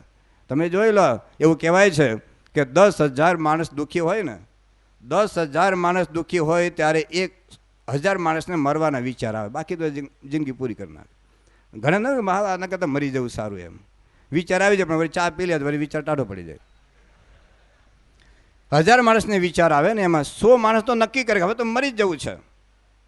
100 માણસ નક્કી કરે, પણ એમાં 10 જણા પ્રેક્ટિકલ કરે. નહીં તો શું, આમ મરવાનું આમ નક્કી તો કર્યું હોય, પણ આમ અગાસી ઉપર આવ્યો ને બહુ ઊંડું જોવે કે હવે નથી, જતો રહે ઘરમાં. આમ પંખો જોવે, દોરડું જોવે, અને હવે નથી મરવું. આમ ઘણા ખબર તમે રેલવેના પાટા ઉપર ગયા હોય કે આમ એન્જિન આવતું જોઈએ, રેલવે આવે જોઈએ, આમ પડવાનો જ વિચાર આવે, પણ એટલી બધી બીક લાગે ને તો પાછો જતો રહે. તો 10,000 માણસો દુઃખી હોય ને ત્યારે 1000 માણસને મરવાના વિચાર આવે છે. 100 જણા નક્કી કરે છે, 10 જણા પ્રેક્ટિકલ કરે છે, અને 10માં સફળ તો એક જ જાય છે. કારણ કે પંખે ટીંગાયું હોય ને તો દોરડું તૂટી ગયું હોય ને પછી કહેવાય નથી મરવું, જવા દો. અને દવા પી જોઈએ ને તો ભારતમાં તો દવામાં ભેળસેળ આવે, તમે જાણો છો, અને બચી જાય. અને પછી કેરોસીન છાંટ્યું અને હળગવા ગયો તો આજુબાજુને જોઈ ગયા હોય, દોડતા આવે ને કપડાં કાઢી નાખીને હોસ્પિટલમાં લઈ જાય તો સાજો થઈ જાય. તો 10,000 માણસ દુઃખી હોય ને ત્યારે એક વ્યક્તિ આપઘાત કરવામાં સફળ જાય છે. આજે વિશ્વમાં દરરોજ 2,000 માણસ આપઘાત કરે છે. ગણતરી કરજો કે દુનિયામાં કેટલા દુઃખી માણસો છે, કેટલા વ્યભિચાર, કેટલા દુરાચાર, કેટલા ભ્રષ્ટાચાર. ભારતમાં તો પ્રત્યેક છાપામાં કૌભાંડ હોય, કરોડો રૂપિયાના કૌભાંડ હોય. તમે જોઈ લો શું કરે છે સમાજ, કેટલા ગુનાઓ, કેટલી હત્યાઓ. શું આ માણસને જીવન જીવતા આવ્યું? કેમ આવું થયું? પ્રશ્ન એ છે, કેમ આવું થયું? કારણ કે જીવન જીવવાની કળા નથી આવડી. જીવન જીવવું એટલે આપણા સંતોએ લખ્યું છે કે પિંગળ ભયનો પુરાણ શીખો, ગાતા વાતા શીખો સર્વે સૂર મેં, પણ એક રામ નામ બોલતા ન શીખ્યો તો શીખો સર્વે ગયો ધૂર મેં. એક ભગવાન, એક આંતરિક વિકાસ જો ન થયો, સદગુણોનો વિકાસ ન થયો તો બીજું બધું શીખેલું ધૂળમાં છે. ભગવાન સ્વામિનારાયણ સંદેશવાળા સ્વામી થઈને વાત કરી છે કે જેમ 100 શૂન્ય સારા કરે, પણ એક ન કરે જો આગળે, તે સરવાળો શાનો મેલ છે જે કરે છે કાળ પકાગળે. તમારે એક એકડો ના કરો, તમે ઘર સુધી મીંડાની લાઈન કરો તો કિંમત કેટલી? તો જીવનો એકડો શું છે અને મીંડા શું છે? મીંડાની કિંમત છે હો, મીંડોની કિંમત નથી એવું નથી, પણ એકડા પછી એક મીંડું કરો તો 10, 2 મીંડા કરો તો 100, 3 મીંડા કરો તો 1000. એમ તમારી ડિગ્રી એની કિંમત છે, તમે જે ધંધો કરો છો એની કિંમત છે, તમે જે મકાન બનાવીને કિંમત છે, તમે ડૉક્ટર થયા, એન્જિનિયર થયા, વકીલ થયા, વેપારી થયા, શિક્ષક થયા, એની કિંમત જરૂર છે, પણ ક્યારે? એકડો પહેલાં હોય તો. એકડા પછી મીંડું કરો તો જેમ જેમ મીંડા વધતા જાય એમ કિંમત વધતી જાય, પણ મીંડા આગળ મૂકી દો તો એકડાની પહેલાં. એમ તમારા જીવનમાં જો ધંધો મુખ્ય હોય, ધંધો પહેલાં હોય, વેપાર પહેલાં હોય, નોકરી પહેલાં હોય, પૈસો પહેલો હોય, ભગવાન પછી હોય, તો એકડો એક જ રહેશે. પણ પહેલાં જીવનમાં એકડો મુખ્ય રાખો અને પછી તમારો ધંધો. ભારતની સંસ્કૃતિમાં વેપાર કરવાની ના નથી, ધંધો કરવાની ના નથી. ભારતીય સંસ્કૃતિમાં પૈસો કમાવવો કોઈ પાપ નથી લખ્યું, લગ્ન જીવન જીવવું એ કોઈ પાપ નથી. ભારતના શાસ્ત્ર વાંચો, 4 પુરુષાર્થ છે: ધર્મ, અર્થ, કામ અને મોક્ષ. પૈસો કમાવો, તમારી તાકાત હોય તો કરોડપતિ થાવ, એ કોઈ પાપ નથી લખ્યું. આપણે ત્યાં લગ્ન જીવન જેવું, કૌટુંબિક જીવન જેવું, બાળ બચ્ચા થાય કોઈ પાપ નથી. કામ એક પુરુષાર્થ છે, પણ બેયની મર્યાદા મૂકી દીધી છે કે ધર્મમાં રહીને તમે પૈસા કમાઓ, ધર્મમાં રહીને તમે કૌટુંબિક જીવન જીવો અને મોક્ષને તમે ભૂલશો નહીં. તો એ આપણી શાસ્ત્રોની જે મર્યાદા છે, જીવન જીવવાની આ છે કળા. આર્ટ ઓફ લાઇવિંગ એટલે આ, તમે પૈસો કમાઓ પણ નીતિમાં રહીને કમાઓ. પ્રમુખ સ્વામી મહારાજ કહે છે કે અનિતિથી મેળવેલા 1 લાખ રૂપિયા, અનિતિથી મેળવેલા 1 લાખ રૂપિયા તમને જિંદગીમાં ક્યારેય સંતોષ નહીં આપે, તમને સુખ નહીં આપે, તમારું અંતર ડંખશે. તમે ભલે લોકોને છેતરો, ભલે તેલમાં કદાચ ભેળસેળ હોય, ઘીમાં ભેળસેળ હોય, અનાજમાં ભેળસેળ હોય, ચટણીમાં ભેળસેળ હોય, મીઠામાં ભેળસેળ હોય, દૂધમાં ભેળસેળ હોય, કદાચ દુનિયા જાણે કે ના જાણે, ભારતીય સરકાર પકડે કે ના પકડે, પોલીસ તમને પકડે તો ના પકડે, પણ ભગવાન તો જાણે છે. અરે ભગવાનમાં તમે કદાચ ના માનતા હો, પણ તમે તો જાણો છો કે મેં ભેળસેળ કરી છે. તમે તો જાણો છો કે મને સરકાર પગાર આપે છે ભણાવવાના, પણ હું વિદ્યાર્થીને ભણાવતો નથી. એ જ વિદ્યાર્થીને મારે ઘેર બોલાવીને ટ્યુશનના પૈસા લઈને ભણાવું છું. તો ભલે તો દુનિયા જાણે કે ના જાણે, દુનિયા કોઈ ટોકે કે ના ટોકે, પણ તમારો આત્મા તો ડંખવાનો છે કે હું સરકારના મફતમાં પૈસા લખીને, હું મારે બીજા પૈસા રાખીને લોકોને ભણાવું છું. તો તમે તમારી જાતને નહીં છેતરી શકો, દુનિયા આખીને છેતરી શકશો. તમે તો જાણો છો કે મેં ખોટું શું કર્યું છે. 5 રૂપિયાની વસ્તુને તમે 70 રૂપિયામાં વેચો, એ તમારી જાતને તો ખબર જ છે કે મેં એટલો નફો લીધો છે. તો સ્વામી કે પૈસા ના કમાવું નથી કહેતા, કરોડો રૂપિયા કમાવો કોણ ના પાડે છે, પણ ધર્મના બીજમાં રહીને પર ધન પથ્થર જાણીએ. આ એક આપણી ભારતીય સંસ્કૃતિની રીત છે. લગ્ન જીવન જીવનની ના નથી પાડી, પણ પરસ્ત્રી માત સમાન. જે પુરુષ હોય ને પોતાની પત્ની સિવાય બીજો કોઈ વિચાર નહીં, અને પત્ની હોય તો પોતાના પતિ સિવાય બીજો કોઈ વિચાર નહીં. જોઈ લો સમાજમાં આજે વ્યભિચારે જે માજા મૂકી છે, એને લીધે એડ્સ આજે થઈ રહ્યો છે. આજે દરરોજ 10,000 માણસો એડ્સને લીધે મરી રહ્યા છે. કોણ છે દુશ્મન માનવ જાતનો? જોઈ લો, ધર્મની મર્યાદા છોડીને માણસે મેળવ્યું છે શું? તો જીવન જીવવાની કળા એ આ છે કે તમે, મુખ્ય વાત છે, ભગવાન શાસ્ત્રમાં લખ્યું છે કે તમે એવો વિદિત્વાતિ મૃત્યુ મેતિ નાન્યઃ પંથા વિદ્યતે યનાય, કે ભગવાનને જાણ્યા વગર કોઈ ઉપાય નથી. આજથી વર્ષો પહેલાં નરસિંહ મહેતા બોલી ગયા છે કે જ્યાં લગી આત્મ તત્વ ચીનવો નહીં, જ્યાં લગી આત્મ તત્વ ચીનવો નહીં, ત્યાં લગી સાધના સર્વે જૂઠી. તમે આકાશમાં જાઓ કે પાતાળમાં જાઓ, તમે અમેરિકા જાઓ કે લંડનમાં જાઓ, આફ્રિકા જાઓ કે ઓસ્ટ્રેલિયા થાવ, કરોડપતિ થાવ કે અબજોપતિ થાવ, ડૉક્ટર બનો કે એન્જિનિયર બનો, વેપારી બનો કે શિક્ષક બનો, રાજકીય નેતા રાષ્ટ્રપતિ બનો કે વડાપ્રધાન બનો, તમે ઝૂંપડામાં રહો કે મહેલમાં રહો, સાયકલ લઈને ફરો કે મર્સિડીઝ ગાડીમાં ફરો, જ્યાં સુધી આપણને આત્માના સ્વરૂપનું જ્ઞાન નથી થયું ત્યાં સુધી કોઈ મનુષ્યને જીવન જીવતા આવડવાનું છે નહીં. અને આપણને એવું લાગતું આ તો ઠીક છે, ભારતના ઋષિમુનિઓ બોલી ગયા, એ તો લોકો જંગલમાં રહેતા, તેને શું ભાન પડે કેવી રીતે જીવન જીવવું. ભાઈઓ, જે વિજ્ઞાનની પરાકાષ્ઠા ઉપર જઈને બેઠા છે, અરે જેને વૈજ્ઞાનિક સંશોધનમાં પોતાની જિંદગી વિતાવી દેવી છે, એવા લોકો આ ભારતના ઋષિમુનિની વાત આજે સાચી માની રહ્યા છે. એક આજના બહુ જ મોટા વૈજ્ઞાનિક વિશ્વના અમેરિકાના ડૉક્ટર ચાર્લ્સ સ્ટાઇનમેયર્સ એને એક વાત કરી છે કે I think that the greatest discoveries will be along the spiritual lines. હવે બહુ સંશોધન થયા, પ્લેનનું સંશોધન થઈ ગયું, રોકેટનું થઈ ગયું, કોમ્પ્યુટરનું થઈ ગયું, ફ્રીજનું થઈ ગયું, પંખાનું થઈ ગયું, સેલફોનનું થઈ ગયું, ઇન્ટરનેટનું થઈ ગયું, અરે ઓપરેશન ભાતના સંશોધન થઈ ગયા. હવે સંશોધન, કયા સંશોધનની માણસને જરૂર છે? I think that the greatest discoveries will be along the spiritual lines, because someday people will learn that the material things do not bring happiness and are of little use in making men and women powerful and creative. એક વખત માણસને લાગશે કે ભૌતિક પદાર્થો મને સુખ આપતા નથી, અને એટલે જ આજે 5 સ્ટાર હોટલ છોડીને અમદાવાદમાં વિશાળ હોટલમાં જાય, ખબર છે? ખાટલા ઉપર ફાનસને અજવાળે બાજરાનો રોટલો ને છાશ કહેવાય તો તારા દાદા ખાતા હતા, હું કેમ 5 સ્ટારમાં ગયો? અમે ઇંગ્લેન્ડમાં લોકો મર્સિડીઝ ગાડીમાં મૂકીને ગધેડા પર બેહવા જાય, જાણ્યો છે? જજો ત્યાં બ્લેક પુલમાં, ઇંગ્લેન્ડમાં પ્રેસ્ટન નામનું શહેર છે, બાજુમાં બ્લેક પુલ છે, તો પેલા આયોજકોને ફોન કરે કે અમે 10 મૂર્ખાઓ આવવાના છીએ મર્સિડીઝ લઈને તમારા ગધેડા ઉપર બેસવા, તો 10 ગધેડાનું રિઝર્વેશન કરી રાખે. બોલો, ગધેડાનું રિઝર્વેશન! અને મર્સિડીઝ ગાડી બાજુમાં મૂકે, રોડ સાઈડ ગાડી બાજુમાં મૂકે ને પછી પાર્કિંગ એના પૈસા બે જુદા અને ગધેડાના પૈસા જુદા. ડોંકીઝ રાઈડ, એને કારણે ભારતનો કુંભાર બેસતો હતો ગધેડા ઉપર. જો માણસ જિંદગીમાં ચેન્જ ઈચ્છે છે, one day people will learn that material things do not bring happiness and are of little use in making men and women powerful and creative. એક વખત આ બધા ભૌતિક પદાર્થો મનુષ્યના ચારિત્ર્યનું ઘડતર કરવામાં વામના ઠરશે. And when the scientists turn their laboratories over to the study and prayer of God, the world will see more advancement in one generation that has been the last four. જ્યારે વૈજ્ઞાનિક પ્રયોગશાળો આવા પ્રાર્થના ખંડમાં કે ભગવાનના મંદિરોમાં ફેરવશે, ત્યારે સાચું જગત એ સાચી પ્રગતિનો વિકાસ માનશે. અમેરિકાના બહુ મોટા રાજકીય નેતા અને તત્વજ્ઞાની એવા બેન્જામિન ફ્રેન્કલિને વાત કરી છે, સાંભળજો હવે. We have more educated people than at any time in the history. Yet our humanity is diseased humanity. આજે કેટલા ભણેલા! આજે ભારત દેશ સ્વતંત્ર થયો ને ત્યારે ભારતમાં ત્રણ યુનિવર્સિટી હતી, આજે 160 છે. હજારો લાખોની સંખ્યામાં પ્રાથમિક શાળા, હાઈસ્કૂલ, કોલેજો છે. We have more educated people than at any time in the history. Yet our humanity is disease humanity. આજે માનવ જાતને એક રોગ લાગુ પડ્યો છે. It is not knowledge we need. આજે કોમ્પ્યુટરના જ્ઞાનની માણસને જરૂરિયાત નથી, જીવન જીવનના જ્ઞાનની જરૂરિયાત છે.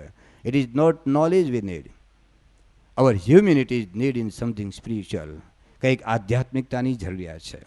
એક વિશ્વના બહુ જ મોટા ઇતિહાસકાર ડૉક્ટર આર્નોલ્ડ ટોઇનબી એક વાત કરી છે, બહુ સરસ વાત કરી છે. એમાં એણે કહ્યું, એની પહેલાં એક બીજી વાત કરી દઉં.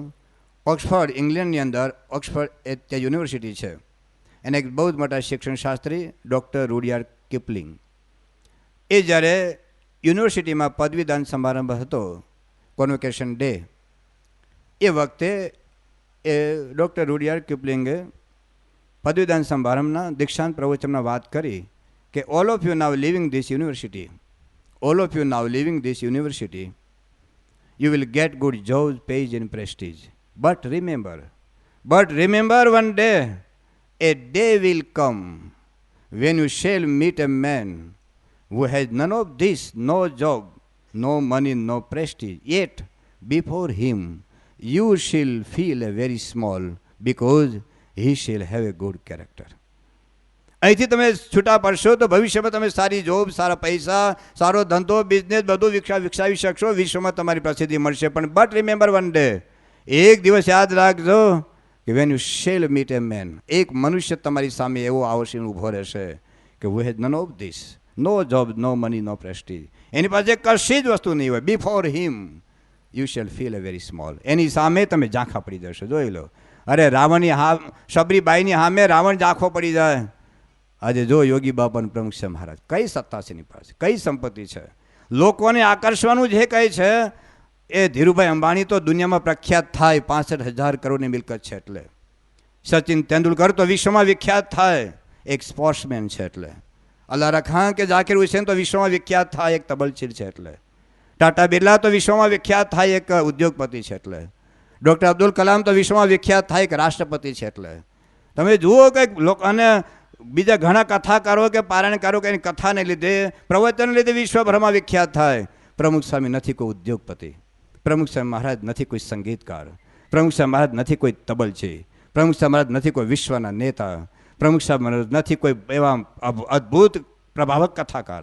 બહુ સામાન્ય ગુજરાતી સાદું સાદું બોલે છે, નથી ઇંગ્લિશમાં પ્રવચન કરતા, નથી કોઈ હિન્દુનું કોઈ સારી ભાષામાં વાક્ય બોલતા. પણ જોઈ લો વિશ્વની અંદર એની સલામતી, એની સ્થિરતા, એની ક્ષમતા, એની શાંતિ. અરે એના દર્શનથી લાખો લોકોને શાંતિ થાય છે. અરે એના દર્શનથી લાખો લોકોના જીવન બદલાય છે. જીવન જીવતા કોને આવડ્યું કહેવાય. જોઈ લો, તો વાત એ છે કે જીવન શું છે? એની પાસે ચારિત્ર છે, એની પાસે સદગુણ છે, એની પાસે ભગવાન છે. અને એટલા માટે તો એને કહ્યું કે તમારી પાસે આ રૂડિયાર્ડ કિપલિંગની વાત હતી કે તમને વિશ્વમાં એવો એક માણસ મળશે. આજે પ્રમુખ સમાજ વિશ્વભરના રાજકીય નેતાઓ આવે, સામાજિક કાર્યકર્તાઓ, ઉદ્યોગપતિ આવે, કરોડોપતિ આવે, અબજોપતિ આવે, અરે વિશ્વના મહાન વૈજ્ઞાનિકો સ્વામીના પગમાં બેસીને કહે છે કે સ્વામી તમારી સિદ્ધિ સામે અમારી સિદ્ધિ ઝાંખી છે, તમે જોઈ લો. તો એક આધ્યાત્મિક જીવનની વાત છે. તો એક બહુ જ મોટા ઇતિહાસકાર ડૉક્ટર આર્નોલ્ડ ટોઇનબીએ વાત કરી છે. It is already becoming clear that a chapter which had a western beginning will have to have an Indian ending if it is not to end in the self-destruction of the human race. જે મનુષ્ય જીવન જીવવાની શરૂઆત આપણે પશ્ચિમ રીતે કરવું છે, નાચવું ને કૂદવું ને બૈરા છોકરા ભેગા થઈને નાચે. હવે તો લગ્નમાં ડાન્સ, શું ખબર નહીં આમ ડાન્સ કરવાથી બે જણા કેવી રીતે ભેગા રહી શકતા હશે. તમે જો એટલી વિકૃતિ આપણા સમાજમાં આવી છે. અત્યારે લગ્નની પાર્ટીમાં દારૂ આવે, લગ્નની પાર્ટીમાં મીઠ આવે, તમે જોઈ લો. અને આપણને લાગે કે અમે જીવન જીવતા શીખ્યા. આપણે પશ્ચિમની રીતે ફ્રી સોસાયટી જીવન જીવતા થઈ ગયા. તમે જુઓ, it is already become clear that a chapter which had a western beginning will have to have an Indian ending if it is not to end in the self destruction of human race. મેં હમણાં વાત કરી ads, વ્યભિચાર. ભારતના લાખો વર્ષ પહેલાં ઋષિમુનિઓ બોલ્યા હતા કે વ્યભિચારોના કર્તવ્ય, એક પત્ની એક પતિ વ્રત. આજે વિશ્વનો પ્રોબ્લેમ છે મહાન. તમે જોઈ લો, લાખો વર્ષ પહેલાં ઋષિમુનિ બોલ્યા હતા કે વ્યસન ના કરવું. અને આપણે પશ્ચિમના જગતની રીતે નાચતા કૂદતા થયા, બીડી પીતા થયા, ગુટકા ખાતા થયા. જાણો છો, ભારતમાં દર વર્ષે 8 લાખ માણસો તમાકુ મારી નાખ્યા છે. શું છે આ જીવન? છે આ જીવન છે? પાકિસ્તાન અત્યાર સુધીના 55 વર્ષના ઇતિહાસમાં 1,10,000 ભારતના નાગરિકોને મારી નાખ્યા છે. તો પાકિસ્તાન આપણે દુશ્મન માનીએ છીએ, પણ એ જ ભારત દેશમાં દર વર્ષે 8 લાખ માણસો તમાકુ મારી નાખે છે. એ નહીં આપણો દુશ્મન, એ આપણી જીવન ભારતીય પદ્ધતિ છે જીવનની. આ હિન્દુની આ પદ્ધતિ છે જીવન જીવવાની. તમે જોઈ લો, કુટુંબ બરબાદ થઈ રહ્યા છે આજે વિશ્વમાં. તો કહે છે કે જો સમગ્ર માનવ જાતને વિનાશક તત્વમાંથી બચાવ્યો હોય તો ભારતીય પદ્ધતિ જીવ્યા વગર છૂટકો નથી. ભારતના ઋષિમુનિએ લખ્યું છે કે વ્યસન ના કરશો, વ્યભિચાર ના કરશો, દારૂ ના પીશો, માંસ ના ખાશો. એ ભારતીય સંસ્કૃતિ છે. અને છેલ્લે પોતે બોલે છે, at this supremely dangerous moment, at this supremely dangerous moment is the human history. The only way of salvation for mankind is the Indian way. સમગ્ર માનવ જાતને કોઈ બચાવી શકે? આજે માણસ સમગ્ર પૃથ્વીને 30 વખત નાશ કરી શકે. 30 વખત. અને નાશ કોને? તમારા બંગલામાં રહેશે, તમારી સાયકલમાં રહેશે, અરે તમારા સ્કૂટરમાં રહેશે, તમારી કોમ્પ્યુટરમાં રહેશે. પણ હરામખોર માણસને જીવતો નથી રાખવો. જોઈ લો, આજે કેમિકલ યુદ્ધ આવશે. કેમિકલ યુદ્ધમાં તમારી જડ વસ્તુ બધી અમારે રહેવાની. તમારું કોમ્પ્યુટર, તમારો ફેક્સ, તમારા સેલફોન તમારા ખિસ્સામાં એમને રહેવાનું, તમે જતા રહેવાના. તમે જોઈ જો, આજે 30 વખત સમગ્ર સજીવ સૃષ્ટિનો નાશ કરી શકે એટલા શસ્ત્રના, એટલા સળગતા જ્વાળામુખી ઉપર આજે માણસ બેઠો છે. At this supremely dangerous moment in the human history, the only way of salvation for mankind is the Indian way. તો ભારતીય પદ્ધતિ આ છે. ભારતીય પદ્ધતિમાં અધ્યાત્મ મુખ્ય છે. તો જીવન જીવતા ક્યારે આવડ્યું કહેવાય? ટૂંકમાં કહીએ તો જો આપણા જીવનમાં સદગુણોની સાધના થાય, જેમાં સત્ય હોય, જેમાં અહિંસા હોય, જેમાં બ્રહ્મચર્ય હોય, જેમાં નિર્વ્યસની જીવન હોય, જેમાં પ્રામાણિકતા હોય, જેમાં નીતિ હોય, આવા સદગુણોની સાધના, એ જીવન જીવતા આવડ્યું કહેવાય. ગમે તેવા સુખ અને દુઃખમાં એ રામને રાજ્ય મળે કે રાજ્ય જતું રહે, પણ જીવનમાં સ્થિરતા મળે, સમતા મળે. અત્યારે વિદ્યાર્થી 1 માર્ક ઓછો તો આપઘાત કરે. તમે જોજો, 1 માર્ક ઓછો આવે તો આપઘાત કરે છે, થોડોક નિષ્ફળ જાય તો આપઘાત કરે છે. તો જીવનમાં ગમે તેવા સુખ દુઃખના જીવનમાં બેલેન્સ લાવી શકો તો માનજો કે જીવન જીવતા આવ્યું છે. ગમે તેવા દુઃખમાં તમને સહિષ્ણુતા આવે, એક હૃદયની વિશાળતા આવે, એક લોકોને ક્ષમાવૃત્તિ આપણી ભાવના આવે, આપણે લોકોને પ્રેમ કરી શકીએ, પરસ્પર પ્રેમ કરી શકો. તમારા પત્ની સાથે આજે તમે ડૉક્ટર બની શકો, તમારા પત્નીનો પ્રેમ સંપાદન કરી શકો ખરા? તમે 100 માળનું મકાન બનાવી શકો, અરે તમારા દીકરાનો પ્રેમ સંપાદન કરી શકો ખરા? આજે ઇંગ્લેન્ડ અને ઇન્ડિયાનું અંતર ઘટ્યું છે, પણ બાપ અને દીકરાનું અંતર વધ્યું છે. આજે અમેરિકા અને ભારતનું અંતર ઘટ્યું છે, અરે ચંદ્ર અને પૃથ્વી પરનું અંતર ઘટ્યું છે, પણ પતિ અને પત્ની વચ્ચેનું અંતર વધ્યું છે. તો શું છે? આ પ્રગતિ છે. શું આ જીવન જીવતા આવડ્યું કહેવાય? તો પરસ્પરનો પ્રેમ સંપાદન થાય. એક વ્યક્તિનો પ્રેમ સંપાદન કરવું એટલે શું? જોઈ લો પ્રમુખ સાહેબ મહારાજ, અરે આદિવાસીના ઝૂંપડા, નાના બાળકથી માંડીને લાખો લોકો આજે પ્રમુખ સમાજ પ્રત્યે પ્રેમ કે પ્રમુખ સ્વામી મહારાજ મારા છે. અરે લાખો લોકો પ્રમુખ સ્વામીના વચને કુરબાન થઈ જવા માટે તૈયાર છે. તમારો દીકરો તમારું માનવા તૈયાર નથી. શું તમે સફળતા પ્રાપ્ત કરી? તમે માનશો કે બંગલો બનાવી દીધો એટલે તમે જિંદગી જીતી ગયા? અરે બાપ ઘરમાં તો દીકરો બહાર જતો રહેશે, દીકરો આવે તો બહાર જતો રહેશે. અરે ઘણી વખત દીકરો અઠવાડિયા સુધી તમારે બોલતો નથી, પાણીનો ગ્લાસ આપતો નથી. તો એ જીવન જીવતા આવડ્યું નથી કહેવાતું. તો જીવન જીવતા એ આવડ્યું કહેવાય કે આપણા જીવનની અંદર આ નીતિ નિયમ સદાચારનું એક જીવન શીખાય. આપણે જીવન અધ્યાત્મ મુખ્ય આવે, પણ શીખવાડે કોણ? શીખવું પડે, હાર્મોનિયમ શીખવું પડે, તબલા શીખવા પડે, કોમ્પ્યુટર શીખવું પડે, ચિત્રકામ શીખવું પડે, અરે કઢી બનાવતાય શીખવું પડે. જન્મીને કઢી બનાવતા નથી આવડી જતું, જન્મીને નથી આવડતું એમ જીવન જીવતા શીખવું પડે. એ કોણ શીખવાડે? પેલા 3 સંસ્થા હતી માતૃ સંસ્થા, કે મા બાપ શીખવાડતા. શિવાજીનું ઘડતર કયા એન્જિનિયરે કરેલું? શિવાજીનું ઘડતર કયા રાજકીય નેતાએ કરેલું? શિવાજીનું ઘડતર કયા ડૉક્ટરે કરેલું? શિવાજીનું ઘડતર કયા મહાન વૈજ્ઞાનિકે કરેલું? એની માતા અભણ, અભણ માતાએ આભમાં ઉગેલે ચાંદલો ને જીજાબાઈને આવ્યા બાળ. એને હાલડા ગાતી ગાતી શું ગાતી હતી? જો કાલુડી કૂતરીને આવ્યા 4 ગલુડિયા ને 2 ધોળા ને 2 કાળા. હુઈ જાઓ, જો બાવ આવ્યો, જો હુઈ જાઓ. હા નહોતી એની માં, આ નહોતી. તમે જોઈ લો, રામ લક્ષ્મણની વાતો કરતી હતી. આપણા બાળકોને રામ લક્ષ્મણની વાતો કરી છે. હિન્દુના બેટાઓ છો, સાંભળજો. ખબર છે તમારા દીકરાને રામ કોણ છે, લક્ષ્મણ કોણ છે, સીતા કોણ છે, અનુસૂયા કોણ છે, સાવિત્રી કોણ છે, ભાન છે? એને ભાન છે ઋત્વિક રોશન કોણ છે, એને ખબર છે સચિન તેંડુલકર કોણ છે. કોણ સમજાવશે તમારી પેઢીને?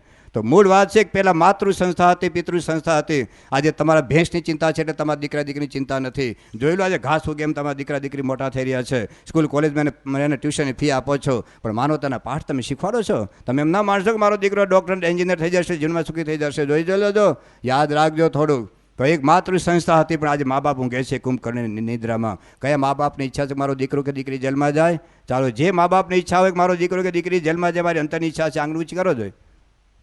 છે કોની છે? છતાં પૃથ્વી ઉપરની હજારો જેલમાં, કરોડો માણસો જેલમાં કેમ ગયા? ઘેર શાંતિથી વિચાર કરજો, ટેલિવિઝન બંધ કરીને ફોન બાજુમાં મૂકીને વિચારજો, ચા પાણી પી, કે આજે પૃથ્વી પરના કરોડો માણસો જેલમાં કેમ ગયા? કોને જેલમાં જવાની ઈચ્છા હતી, છતાં કેમ જેલમાં ગયા? જીવન જીવતા નથી આવ્યું ને મા બાપ નથી શીખવ્યું એટલે. તો પહેલાં માતૃ સંસ્થા હતી, પિતૃ સંસ્થા હતી. ગાંધીજીએ કહ્યું મારી માતાએ મારું ઘડતર કર્યું. ઇંગ્લેન્ડ ભણવા જતા હતા ને ત્યારે માતાએ કીધું કે બેટા તો ભણવા જજે, આપણે નથી વકીલ થવું, પણ તું નક્કી કરી છે કે મારું દારૂ નહીં પીવું, માંસ નહીં ખાવું, વ્યભિચાર નહીં કરું. આ 3 પ્રતિજ્ઞા લેતો હોય તો ભણવા જજે, નહીં આપણે નથી ભણવું. તમારા દીકરાને કીધું છે ક્યારે? તમારા દીકરાને કીધું છે બેટા ભલે કોલેજમાં જા, પણ લફરામાં ના પાડીશ. ભલે તું ભણવા જા, પણ તું બીડી ના પીશ, દારૂ ન પીશ, ઈંડા ના ખાઈશ, માંસ ન ખાઈશ. કીધું છે આપણા દીકરા દીકરીને. કોણ કહેશે? કોણ કહેશે? સમાજના આવતા 20 વર્ષ પછી જોજો, તમારા ખોરામાં રહેતો રામ નાનો બાળક એ 20 વર્ષ પછી સમાજ ક્યાં પહોંચ્યો છે? કોણ અટકાવશે, કોણ રોકશે? તો મૂળ વાત છે માતૃ સંસ્થા હતી, એ આજે ભૂલાઈ ગઈ.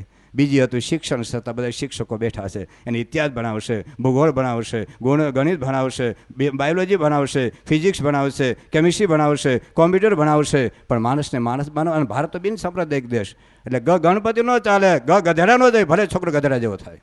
આ બિન સાંપ્રદાયિક દેશમાં લોકો ભલે પિક્ચરના ગીતો ગાય, પણ રામની ધૂન ના બોલી શકે. હરામખોરો ક્યાં પહોંચ્યા છે ભાર નથી પડતું. તમે જોઈ લો વિશ્વની અંદર ક્યાં જઈને પહોંચ્યા છો તમે. એક મનુષ્યનું જીવન આપણા જીવનમાં ધર્મ ન આવે, કોણ એક ધર્મની વાત ન આવે. આપણા દેશમાં હિન્દુ ધર્મનો આ ભારત દેશ જે અધ્યાત્મની ભૂમિ ઉપર ઊભો છે, જ્યાં વેદોની વાત ન થાય, જ્યાં રામાયણની વાત ન થાય, જ્યાં ગીતાની વાત ન થાય, જ્યાં ઉપનિષદની વાતો ન થાય, શિક્ષણ તંત્રને કરવાનું છે શું છે? આજે ભણી ગણીને લોકો એજ્યુકેટેડ મંકી ઉત્પન્ન થઈ રહ્યા છે. એને કોઈ ચારિત્રનું કારણ કોણ જાણે? આ ચારિત્રના પાઠ જે ઉજ્જવળ પાત્રો આપણા ભવિષ્યની એક ભૂતકાળની ભવ્ય સંસ્કૃતિના સંતાનો જીવી ગયા છે, એને કોણ શીખવાડે છે? અને તમને પડી નથી, અને શિક્ષણ સંસ્થા તો કંઈ પડી જ નથી. અને ત્રીજી સંસ્થા છે હવે સંત સંસ્થા. સંત છે ને જીવન ઘડતર કરે છે. તમે જોઈ લો વિશ્વની સંસ્કૃતિમાં, ભારતીય સંસ્કૃતિમાં સંતે, કારણ કે સંત વિના સાચી કોણ કહે સારા સુખની વાત. મારે તમારી પાસે કઈ શું જોતું? એક પાંચું જોતું નથી તમારી પાસે. તમે આવો તો ભલે, ના આવો તો ભલે, પણ મેં તમે સાચી વાત કરી છે, ખોટું લાગે તો માફ કરજો. હકીકત આ છે, સંત વિના કોણ કહે. તમે જોયો વાલ્ય લૂંટારો બદલાઈ ગયો. વાલ્ય લૂંટારો બદલાઈ ગયો એક નારદજીના સમાગમથી. વાલ્યા લૂંટારા પાસે 1 લાખ ડૉક્ટર ભેગા થયા હોત ને, 1 લાખ એન્જિનિયરો ભેગા થયા હોત, 1 લાખ વકીલો ભેગા થયા હોત, 1 લાખ રાજકીય નેતા ભેગા થયા હોત, 1 લાખ પોલીસ કે લશ્કર ભેગું થયું તો બહુ તો તમે વાલ્યા લૂંટાને જેલમાં પૂરી દીધો હોત, કે ચોરી કરતો બંધ થાત ને ખૂન કરતો બંધ થાત. પણ વાલ્યા લૂંટારમાંથી વાલ્મીકી ઋષિ ના થાત. એ સંત જિંદગીની દિશા બદલે છે. આખી પરંપરામાં આપણે બસ સમય ઓછો છે, પણ તમે જુઓ લોકોએ જીવન બદલા છે. આજે યોગી બાપાના પ્રમુખ છે મહારાજ, શું એને જીવન બદલા છે? અમારા જેવા સંતો કેમ થાય છે?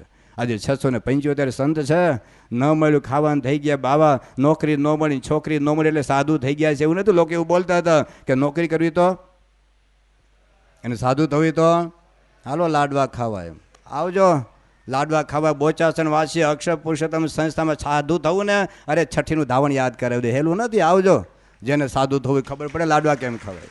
લાડવા કેમ કરે? 2 દિવસ ઘરની બહાર જઈ શકતા નથી. સારંગપુરમાં આવજો, મફતમાં ઉતારો આપીશ. કોઈ આપણે તો કોઈ મંદિરમાં પૈસા લેતા, મફતમાં ખવડાવીશ, મફતમાં રહેજો. 2 દિવસ ઘરે ફોન નહીં કરવાનો. 2 દિવસ રહેતા નથી, 3 વખત ફોન કરે, બાબલો કેમ છે? બાબલા લેવા દેવા નથી, અવાજ સાંભળવા નથી રહેવાતું. આ અઘરું છે આ બધું. આ જીવન ત્યાગ કરવો સહેલો નહીં. આજે 675 સંતો છે. અરે કરોડોપતિના છોકરાઓ સાધુ છે. મહિને 14 લાખ રૂપિયા પગારદાર, 17 વર્ષની ઉંમરે ઇંગ્લેન્ડ છોડીને સાધુ થઈ ગયા છે. અમેરિકા, લંડનના કેટલા છોકરાઓ સાધુ છે. એટલું જ નહીં, અરે આદિવાસીના ઝૂંપડામાંથી છોકરાઓ સાધુ છે. પ્રમુખ સાહેબ મહારાજ એટલે શું સમજો છો? વિશ્વના લાખો લોકો, બાળકો, યુવાનો, કિશોરો, ભાઈને જીવન જીવતા જોઈજો. તમે કદાચ 4 ધામની યાત્રા ન જાઓ તો વાંધો નહીં, હિન્દુઓ નહીં જાય. કદાચ તમે 4 ધામના નામ ન આવડે તો વાંધો નહીં. અરે બદ્રીનાથ કે કેદારનાથ ન જાઓ તો વાંધો નહીં. એક વખત આદિવાસીને ઝૂંપડામાં જઈ આવજો. પ્રમુખ સામે લોકોને જીવન જીવતા શું શીખવું છે? જે દારૂના પીપળામાં જીવતા થયા અને જે જીવતા અને મરેલા માંસ ખાતા હતા એ લોકોના ઘર જોઈ આવજો. અરે એ લોકો આદિવાસીના છોકરાઓ પટેલોને દારૂ મુકાવે છે, બ્રાહ્મણોને માંસ છોડાવે છે. શું સ્વામી તમે સેલવાસમાં જઈ આવજો, ધરમપુર બાજુ જઈ આવજો, પંચમહાલ બાજુ જઈ આવજો, સાબરકાંઠા. હું કહું તમે ના માની લેશો. એક વખત જાત્રા કરી આવજો, ઝૂંપડાની જાત્રા કરજો. 4 ધામની જાત્રા ના કરશો તો વાંધો નહીં. શું પ્રમુખ સમાજે લાખો લોકોના જીવન બદલ્યા છે. અરે જેને 18 ખૂન કરેલા એની જિંદગી બદલી નાખી છે. જેને 65 લાખ રૂપિયાનો દારૂ એના ગ્રુપમાં પીધો એની જિંદગી બદલી કાઢી છે.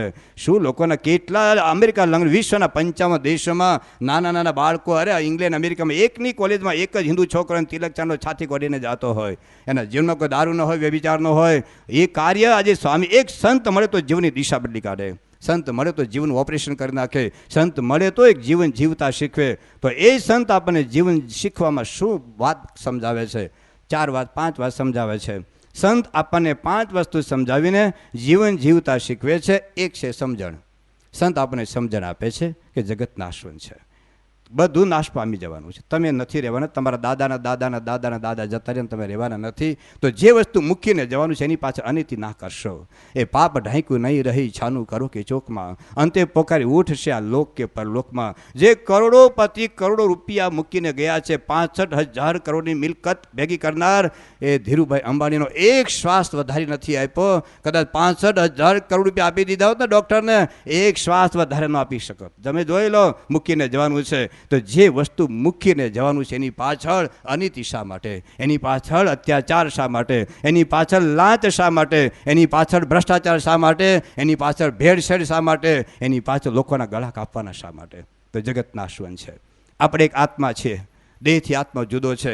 એ કોઈ પદાર્થથી સુખ્યો નથી, કોઈ પદાર્થ ન મળે તો દુખ્યો નથી. અને જગતના કરતા હરતા ભગવાન છે. એ દાસના દુશ્મન હરી કેદી હોય નહીં. જેમ કરશે એમ થશે. એ આપણો માલિક છે. એ ભગવાનને ભૂલવાના નથી, એ ભગવાન સંભાળવાના છે. તો એક સંત આપણા જીવનમાં સમજણનું બખ્તર કરી આપે છે કે જેથી કરીને આપણે જીવનમાં સમતા આવે ને સ્થિરતા આવે. બીજી સંત આપણને કહે છે કે તું જે ભગવાનને માનતો હોય એ ભગવાનનું ભજન કર. ભલે તું રામને માનતો તો રામનું ભજન કર, કૃષ્ણને માનતો તો કૃષ્ણનું ભજન કર, સ્વામિનારાયણને માનતો તો સ્વામિનારાયણનું ભજન કર, અલ્લાહને માનતો તો સાચા અર્થમાં અલ્લાહને માન, અને ઈશ્વરને માનતો તો સાચા અર્થમાં માન. સ્વામી કહે છે કે તમે મુસ્લિમ હો તો સાચા મુસ્લિમ બનો, હિન્દુ હોય તો સાચા હિન્દુ બનો, અને જૈન હોય તો સાચા જૈન બનો, ખ્રિસ્તી હોય તો સાચા ખ્રિસ્તી બનો. દરેક વ્યક્તિ પોતાનો જો સાચું અનુયાયી બને તો વિશ્વમાં કોઈ ઝઘડા છે જ નહીં. આ તો થર્ડ ક્લાસના મુસ્લિમ બને કે થર્ડ ક્લાસના હિન્દુ હોય કે થર્ડ ક્લાસના ક્રિશ્ચિયનો હોય, પોતપોતાના ધર્મની કોઈ અસ્મિતા હોય પણ એનું ગૌરવ સાચા અર્થમાં ધર્મને હિમજો જ નથી. એટલે જ કંકાસ છે, એટલે જ ક્લેશ છે, એટલે જ આતંકવાદ છે.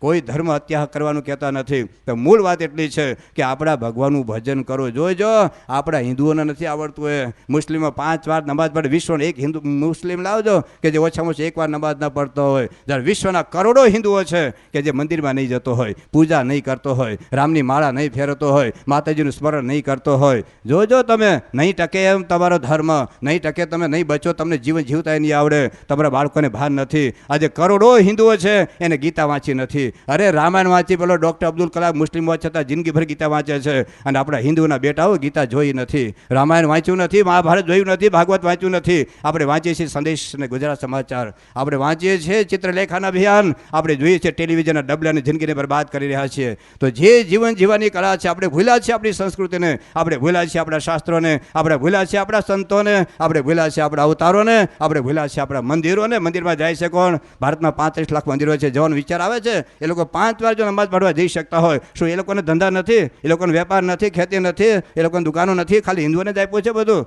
તો એ કરવાનું છે કે નહીં એ શીખવાનું છે. એ સંત આપણને સમજાવે છે ભાઈ મંદિર બાંધ્યા પછી પૂરું થઈ જતું નથી. જાઓ મંદિરમાં, શાસ્ત્ર વાંચો અને ભગવાનની પૂજા કરો. 10 મિનિટ તો કરો. જે ભગવાને હવા પાણીને પ્રકાશ આપ્યા, બુદ્ધિ આપ્યા, શક્તિ આપ્યા, એ ભગવાનને તમને યાદ કરવાનો 10 મિનિટ સમય નથી.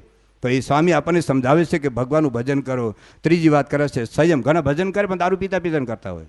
માતાજીને માનતો, હનુમાન દાદા આજે એમ ગયા હતા બપોરે હનુમાન માનતા હતા પણ દારૂ પીતા હતા, મીઠ ખાતા હતા, ગુટકા ખાતા હતા. એમ ના ચાલે.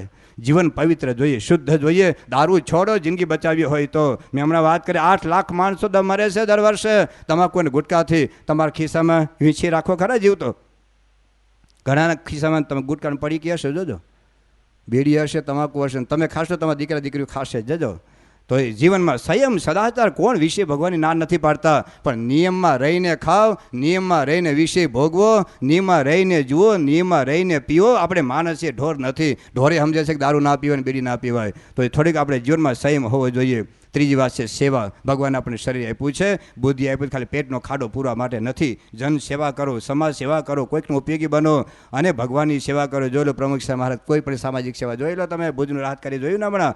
આદર્શ એટલે આદર્શ. હમણાં ઇઝરાયલની અંદર એક કોઈ ભારતનો નાગરિક ત્યાં કંઈ મેનેજમેન્ટનું ભણવા ગયો અને ઇઝરાયલના ત્યાંની કોલેજમાં ત્યાંના લોકોએ વાત કરી કે ભુજની અંદર પ્રમુખ સ્વામી મહારાજ અને BAPS સંસ્થાના જે સેવન છોકરું મેનેજમેન્ટ એટલે અદ્ભુત.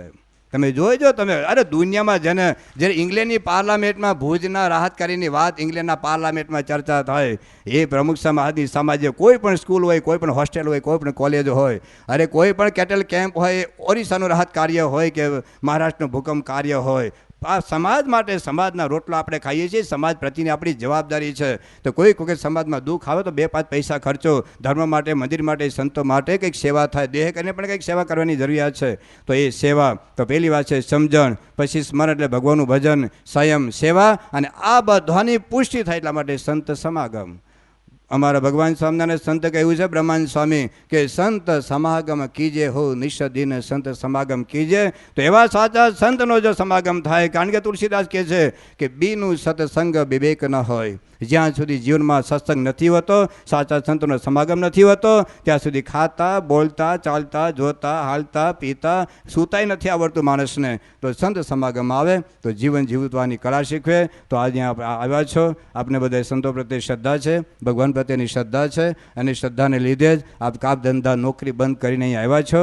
પણ એટલું યાદ રાખજો, જે સાચું જીવન જીવવાની કળા છે તમારા બાળકોને શીખવજો. તમારા બાળકો તમારું સર્જન છે. ભવિષ્યની પેઢી ખલાસ ન થઈ જાય. એક મા બાપ તરીકે તમારી પવિત્ર ફરજ એ છે, ખાલી નોકરી નથી, ખાલી ધંધો નથી, ખાલી વેપાર નથી. ભવિષ્યની પેઢીની સલામતીની જવાબદારી તમારી ઉપર છે. એ માટે મંદિરમાં જોડજો, શાસ્ત્રોમાં જોડજો, આવા સંતોનો પરિચય કરાવજો, સંતોના યોગમાં રાખજો. તો સંત થકી તમારી ભવિષ્યની પેઢી એ બદલાશે, એ સલામત રહેશે, સ્થિર રહેશે, એને પણ જીવન જીવતા આવડશે. તો આ પ્રકારનું બળ બુદ્ધિ શક્તિ આપ સૌને મળે એ જ ભગવાનની પ્રાર્થના. કદાચ કંઈ બોલાઈ ગયું હોય તો સૌ માફ કરજો. સજાન સ્વામી મહારાજની જય.